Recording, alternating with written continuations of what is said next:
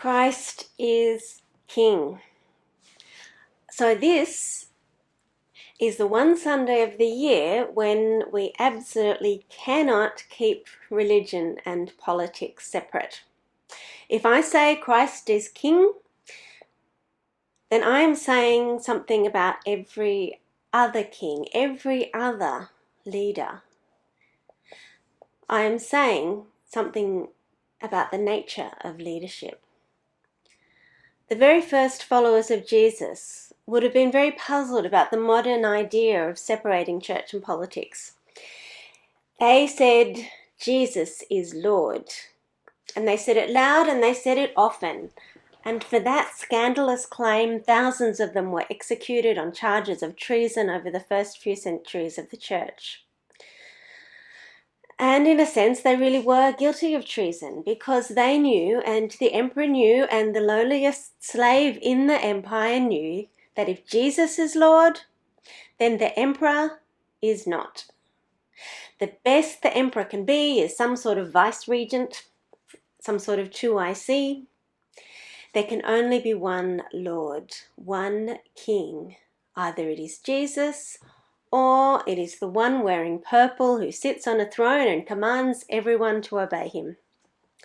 Yet despite all of those executions, the Christian movement spread and more people declared that Jesus is Lord. An alternative kingdom grew within the empire until at last the empire stopped resisting. After that, the powers of empire changed their tack and tried to undermine the church from within. And time went on. Other empires rose and fell.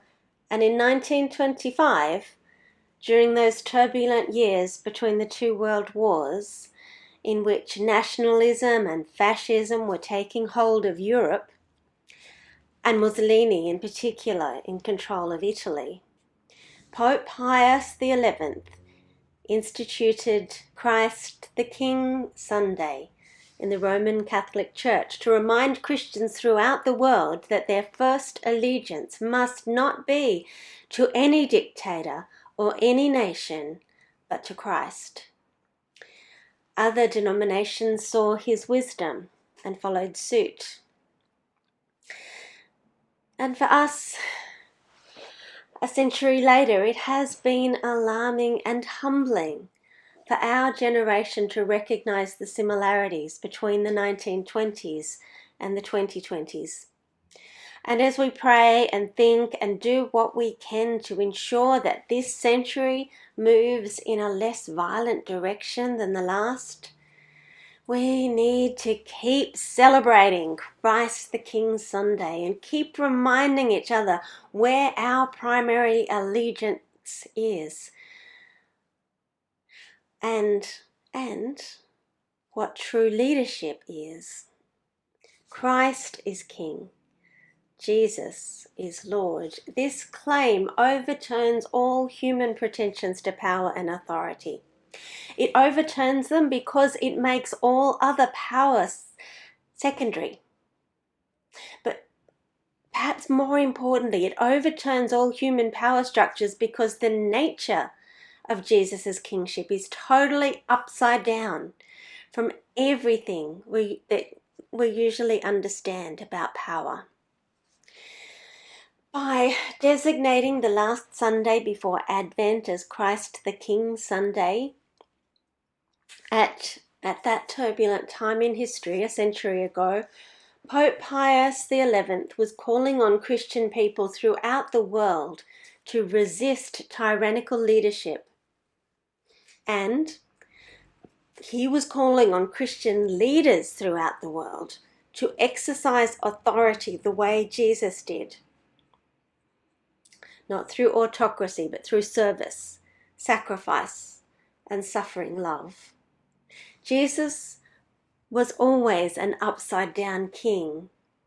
And even after 2,000 years, we have trouble getting our heads around the idea of a king who chooses poverty, humiliation, and suffering. Jesus was proclaimed king by all the wrong people.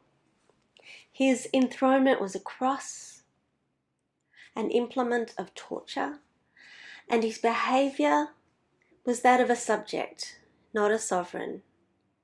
Most kings are proclaimed by the civic and religious and legal authorities of their land, and that's because it matters that the right people put the crown on the right head.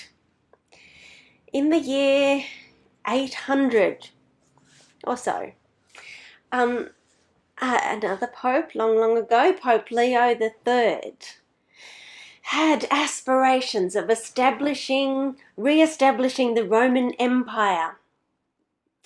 And so he invited the German king Charlemagne to Rome.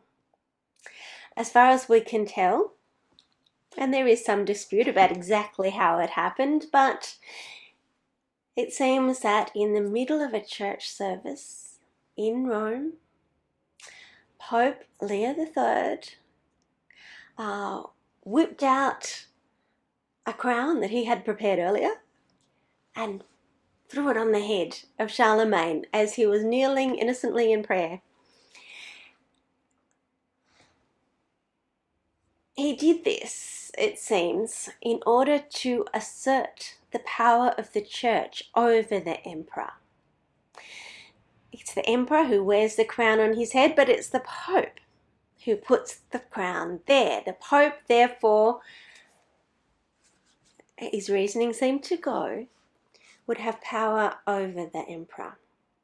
The hands that place the crown are powerful hands. Next year, there will be a coronation in London. And do you think that they will ask the butcher down the road to put the crown on Charles's head? Or maybe one of the homeless people in the city? I suspect not. The legitimacy of the king is tied to the legitimacy of the people who put the crown on his head, the legitimacy of the people who proclaim him as king. So, what is Luke and his gospel saying about Jesus? His crown was placed on his head by coarse, violent soldiers, and it was made of thorns. And throughout Luke's gospel, Jesus has been condemned by religious and civil leaders.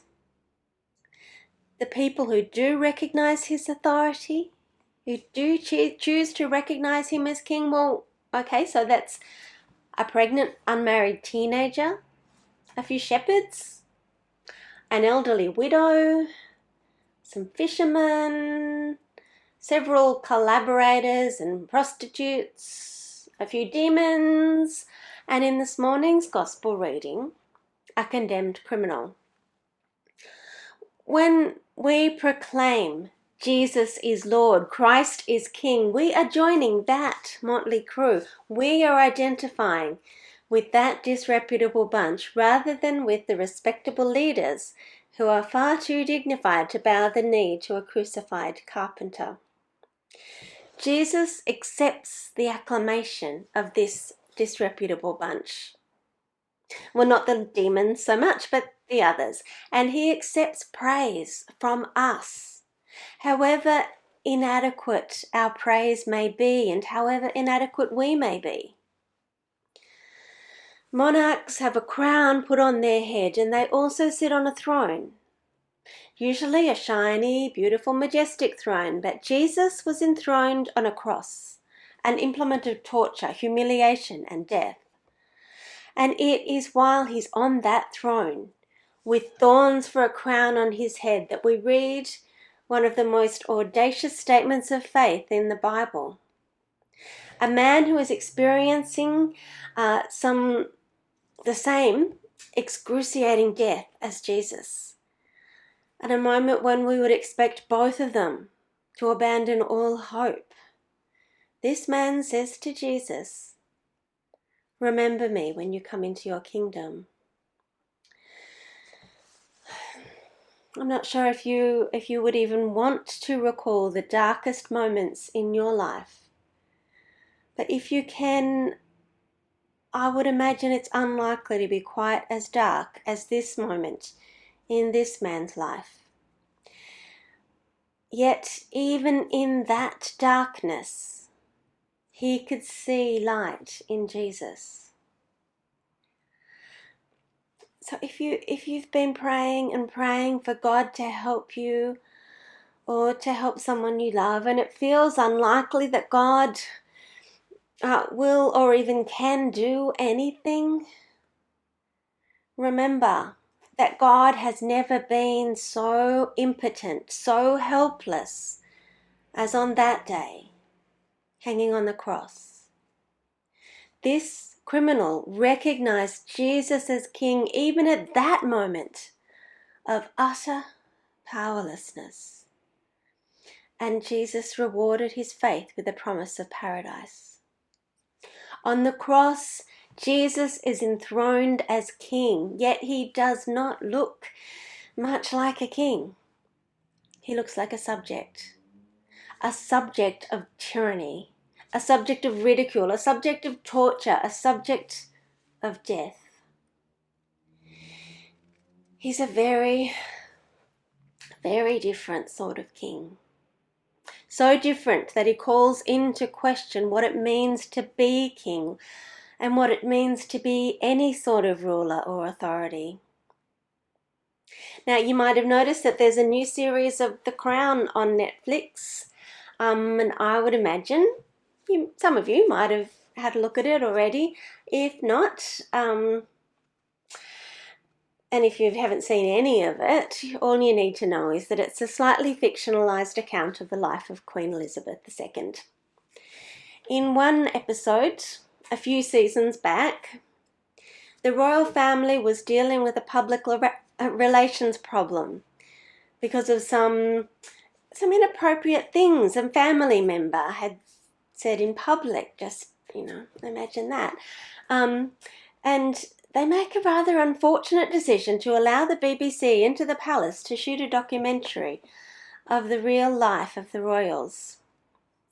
In the middle of filming, Prince Philip's mother, Princess Alice, comes to live with them after being forced to leave her home in Greece. The details of how this plays out in the episode are not entirely accurate. As I said, it's a bit fictionalized, but they do make a good story. And the details they give about Alice's life are actually accurate. In this episode, Philip had not seen Alice since she left the family to go into psychiatric care after a diagnosis of schizophrenia when he was still a boy. And he's not keen for the media to see this supposedly mentally ill family member, so he tries to keep her hidden away. A journalist, of course, manages to get in and have a conversation with Alice, and she very simply and unselfconsciously tells her story. A story of being cruelly mistreated in a psychiatric facility. A story of devoting her life to relieving people living in poverty and vulnerability. Of keeping Jewish families safe during World War II. Of becoming a nun and leading a convent that served its community with very limited resources. Of one by one selling all her family heirlooms to keep that ministry going. And of finally being forced to leave the people she had loved. The resulting newspaper article called her a royal saint and was the first positive press the royal family had received in a long time. This woman, whose unroyal behaviour had led her son to distance himself from her, was the one royal capable of rescuing the family name, because she was able to identify with the suffering and poverty of ordinary people and was devoted to giving service rather than receiving honour. They said about Jesus, he saved others. Let him save himself if he is the Messiah. And that is the point. He saved others by not saving himself. He saved others by giving himself, by choosing not to come down from the cross at the cost of his own humiliation, agony, and death. With a cross for a throne and thorns for a crown, he didn't look like much of a king. Not the sort of king we are used to. But the number one thing that kings throughout history have been expected to do is to lead their people in victory against their enemies. And that is exactly what Jesus was doing here. Going into battle against our biggest enemy, death itself, that enemy that had given fuel to fear and given power to violent tyranny. And he declared his victory over death and violence and tyranny and fear itself. He declared that victory when he turned to the man dying next to him,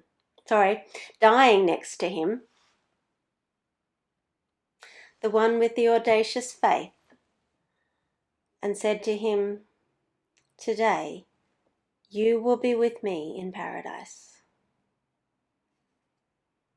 Christ is King. Jesus is Lord. The Lord be with you.